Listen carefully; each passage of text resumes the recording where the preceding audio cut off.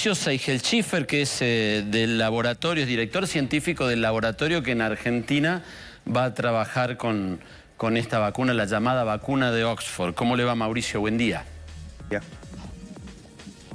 Buen día. ¿Cómo está usted?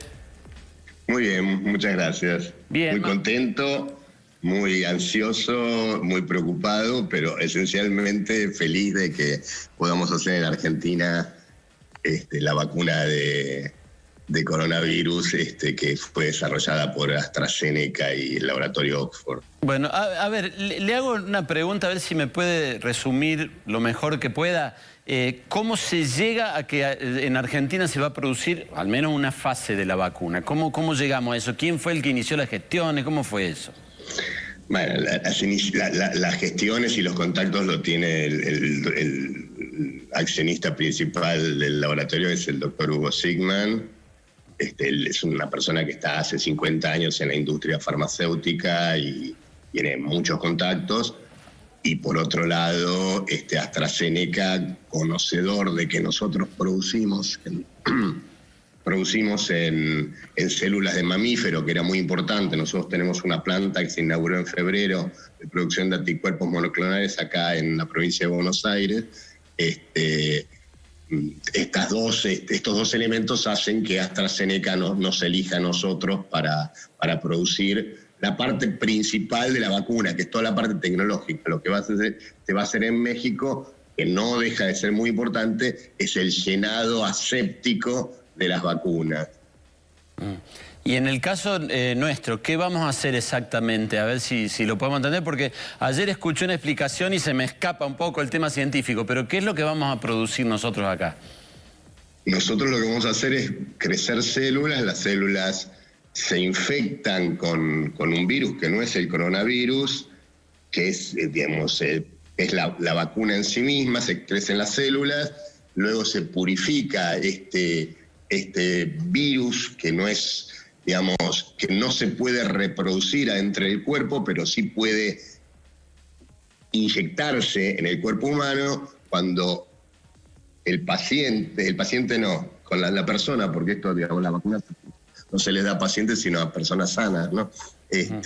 Cuando la persona recibe la inyección, cree que está siendo infectada por el coronavirus y desarrolla toda una serie de defensas inmunológicas que luego, si esa persona entrase en contacto con el verdadero coronavirus, estaría protegida. Nosotros lo que vamos a hacer va a ser, para que se haga una idea, nosotros tenemos tanques que se llaman bioreactores donde se cultivan células. Nosotros hasta ahora lo usamos para producir anticuerpos monoclonales, que se producen en otras células, pero el tipo de tanques donde se crecen es el mismo y por eso nos elige, aparte por la parte científica, AstraZeneca. Vamos a crecer las células. Dentro de esas células le vamos a inyectar este virus, que es otro virus, no el del coronavirus, pero que tiene el antígeno, la parte inmunogénica del coronavirus, y vamos a purificar esta materia prima de la vacuna. Una vez purificada, se guarda en unas especies de bidones asépticos muy especiales, se congela y se envía congelado a México. Ellos lo descongelan y lo fraccionan en viales. Es decir, que México tiene una parte muy importante porque tiene que tener unas llenadoras asépticas muy grandes, etcétera, etcétera, pero la tecnología se va a producir acá. Bueno, y eso que se va a hacer acá en Argentina, el laboratorio y Oxford lo van a hacer también en otro lado. O sea, exacto. ¿no? Claro. Nosotros vamos a hacer para América Latina, pero Brasil tiene su propio laboratorio que lo va a hacer allá, la India tiene su propio laboratorio, la China tiene su propio laboratorio. Es decir, esta misma estrategia fue desarrollada por AstraZeneca con el objetivo de producir, yo diría, lo llamaría a riesgo. ¿Qué quiere decir? Que cuando la vacuna se apruebe ya va a haber viales listos para venderse. Está bien. Es decir, y si hay un problema con la prueba clínica, esto no va a ocurrir. O sea, en general, el laboratorio a nivel mundial va a producir, como dijo usted, en la India, en Brasil, en Argentina, va a producir la vacuna independientemente de que después las pruebas pueden no salir bien y en tal caso lo que producen, a ver, no sé, se tirará, qué sé yo, no sé.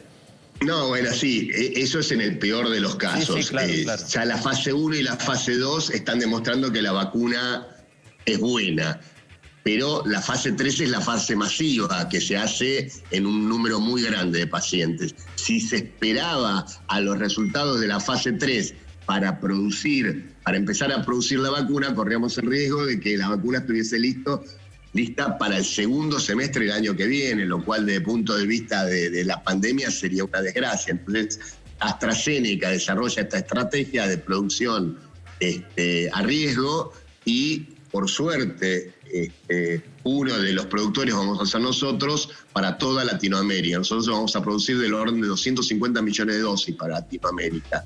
Y eso va a garantizar, en particular para Argentina, un número importante de dosis que van a cubrir buena parte de la necesidad. Como decía ayer el presidente, después habrá otras vacunas, competirán, se vacunará alguna gente con una... Pero esto garantiza para Argentina un número importante de dosis que todavía no está fijada, supongo que los gobiernos negociarán. Nosotros somos responsables de la producción de la vacuna. Ahora, por lo que usted conoce, porque hay, no recuerdo cuántas, pero hay varias vacunas que están en ensayos clínicos en fase 3.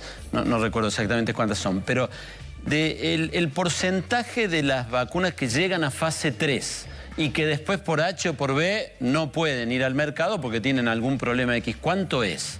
¿O cuántas de las vacunas que llegan a fase 3 finalmente logran aplicarse en seres humanos masivamente y hacer campaña de vacunación?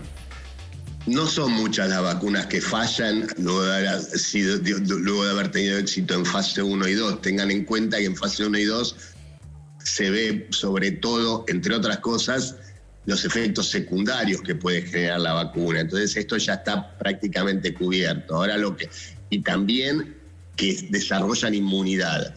Ahora lo que hay que ver es en el campo, es decir, en el campo quiere decir a cielo abierto. La gente que es vacunada sale a caminar, sale, digamos, si bien debería guardar cuarentena, pero está igual expuesta que el resto de la gente. Tendrían que ver ahora el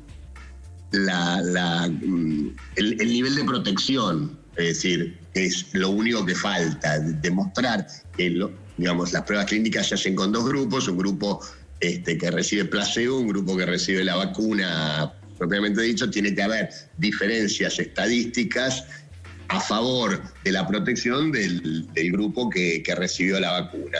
Nosotros somos muy optimistas y todo hace pensar que este virus en particular puede ser protegido, los organismos se pueden proteger a partir del uso de vacunas. Y la producción que hacen ustedes no sé si el antígeno, no sé cómo le llamó, de lo que van a hacer ustedes acá, ¿es un trabajo que les viene todo un protocolo a seguir con los elementos, etcétera, de Inglaterra, no sé dónde viene, y ustedes tienen que trabajarlo acá o se los tienen que procurar? Sí, exactamente, digamos. Eso es lo que se llama la transferencia. Viene toda una serie de documentación.